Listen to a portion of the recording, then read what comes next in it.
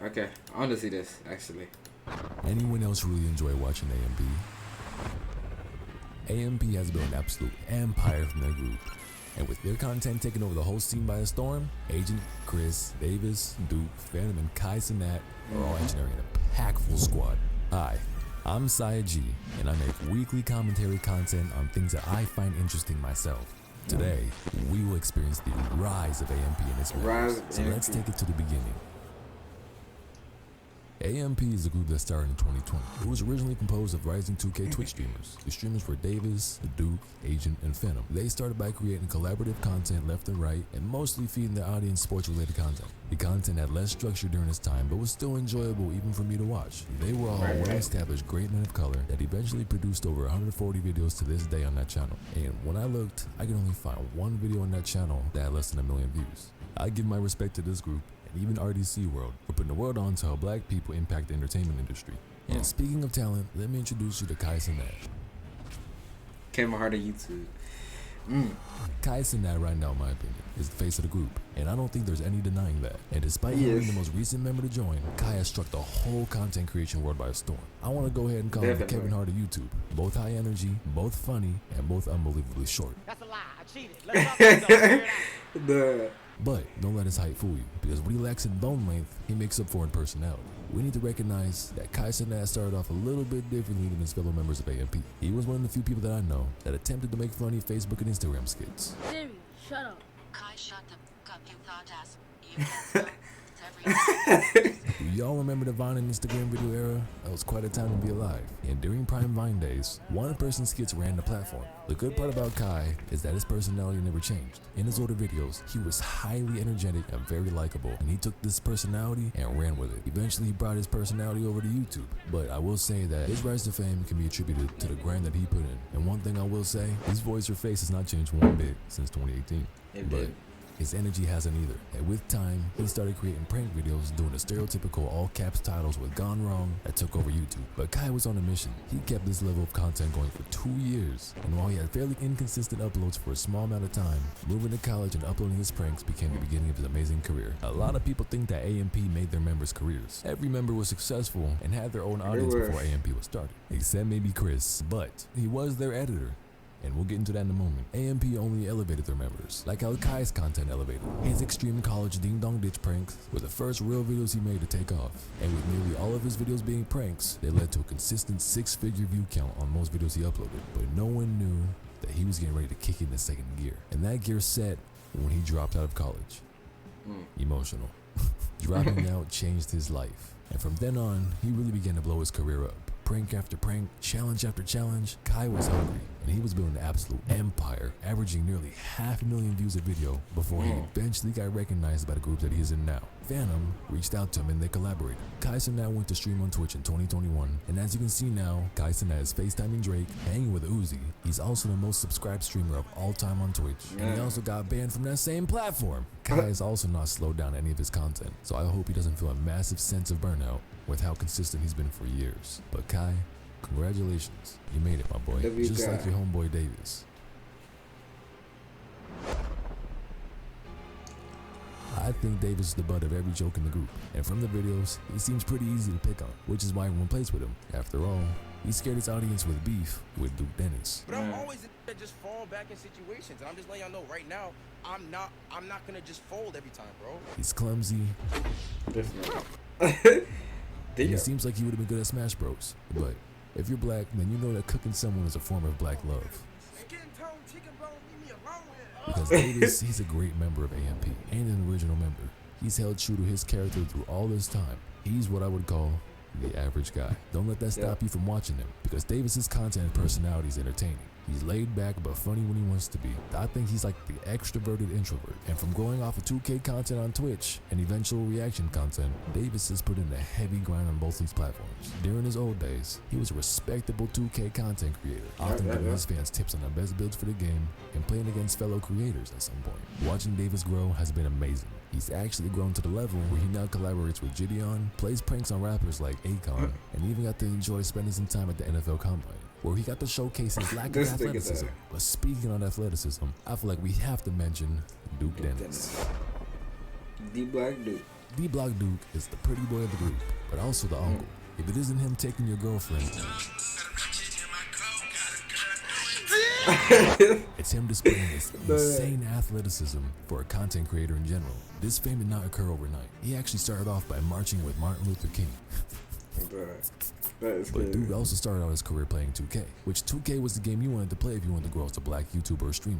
Majority of all of AMP started off by playing 2K. Duke Dennis set himself apart from the rest, and that was with his relatable Big Brother personality. I feel Duke right now brings a level of comfort to his audience that content creators don't normally bring, and that's that Big Brother aspect. And Duke Dennis never put on a mask for his content, as he always kept it real with his audience. Eventually, over time with his grind and his storytelling and his vlogs, he eventually became one of the top streamers in the 2K community and began getting recognized on YouTube as well. After all, he's one of the founding members of AMP as well, so someone saw the potential in him already. Not only is he engaging with his audience, but he shows that people born in the 1800s can still be fun. And one thing you can say about Duke, he's often seen with his original circle, so it shows how deep his loyalty runs to his brothers. But I think what mostly rocketed Duke to fame was the words that we all know and love today, Riz. A lot of content creators grow up and become Hollywood. It's good to see a creator bringing his day ones up with him. And because of that, you'll never feel that sense of being lonely. They get that as a result of leaving their original friends behind to make new fellow friends. Fortunately, Duke manifested fame, women, and money, and became a man that if your girlfriend follows on Instagram, you should probably break up with her. Yeah, Man, definitely. that look like he can do something. However, a man whose Oh my music God. might snatch your woman is Chris Next Door. Yeah. Chris make good music. The Hidden I Gem feel is Chris a good name. is the low-key comedian and musically gifted member of the group.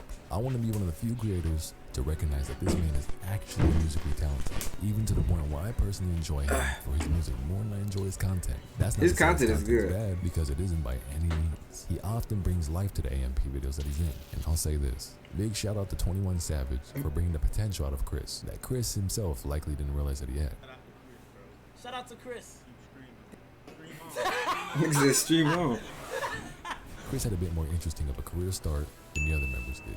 He was actually the editor for most of AMP's older videos. He didn't appear on the channel until after a couple videos had been uploaded. And he also has a channel that I rarely see uploads to. I can tell that Chris is the more laid-back member of the group, which also could Yeah, possibly definitely. be what took him a little while to appear in AMP videos. He also seems to be on his lonesome, even if it's in streams. But it's oftentimes when you're alone that you cook the most heat. And Chris is on a mission now.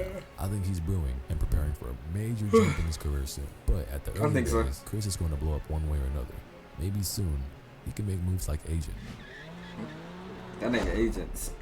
He got so much. I know he got so much money, boy. This man is always making financially responsible decisions. He's investing into properties, having nice car builds, and overall just living true to his nature. And I think he looks like the average black anime fan.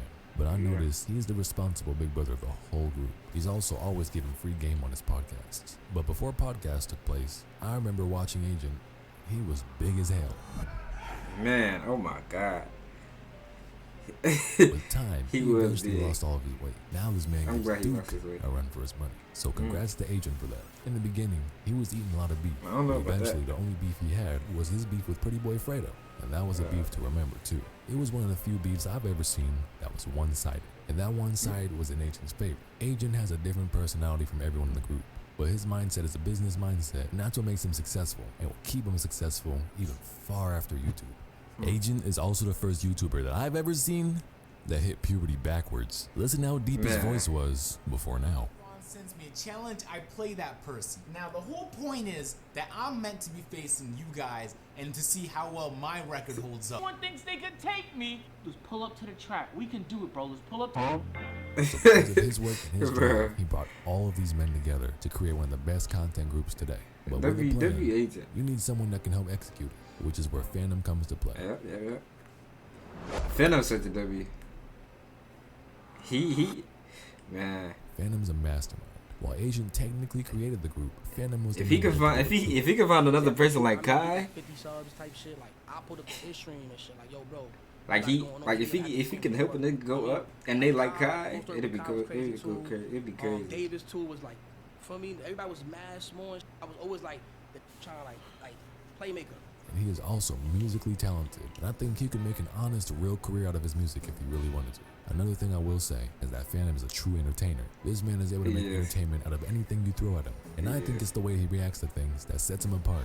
That's if you gay, bro. That's if you gay, bro. Which makes sense because before he started his Just Phantom channel that we see today, he used to use that channel to upload reaction content. If you look at his growth, you can see that he grew at the average speed of any other YouTuber on his platform. So it shows you that you need to constantly grind to get to where you want to be. You can't expect to blow up overnight. And it took Phantom 3 years to cross 10K subscribers. But eventually with time, he was finally able to leave an impact on YouTube. From there, it was up. However, despite him having a rise, we need to speak about where he was before his rise. Man, I was pop, bro. I ain't had no money, gang. Like, I remember I was going to school. I didn't have money for the books. I used to work in a deli cutting up sandwiches and shit. On break. Wow. Bro, it only cost $80 to fix it. I did not have 80 cash. Nobody in my fam had 80 cash to fix that phone, gang. To get my shit for YouTube, I would sell fake clothes and shit. To get my sell like little Pearly B chains, get my shit up to get my hardware. You feel me? I needed like. Phantom did not have the most money when he was younger. He didn't have the most resources, but what set him apart was his any means possible mentality. He didn't have the tools right off the bat, and with his phone broken, he had to make money somehow. And he did that by selling fake jewelry and clothes. Eventually, he was able to make enough money to buy proper equipment to stream. Thus, he started streaming 2K like the other members in his group. But as you can see, no one plays 2K anymore because that game sucks now. I'll also give Phantom props for being one of the few big Dominican content creators on this platform. And for him to put it on for that community is beautiful. Phantom got to where he is by any means possible, which has taken the world by storm. And at some point, we only had RDC to rely on for content, which the group is amazing. And I personally love that RDC World shows love to the anime community, because I'm also a big fan of anime. But AMP is a group of 6 black men that really have put in the work, and it all paid off. They've all spent years grinding to get to where they need to be, and look where they are now. And they got there. They said W's, bro. WMP for real. I love AMP, man. Hold on, let me see something. Oh, right there.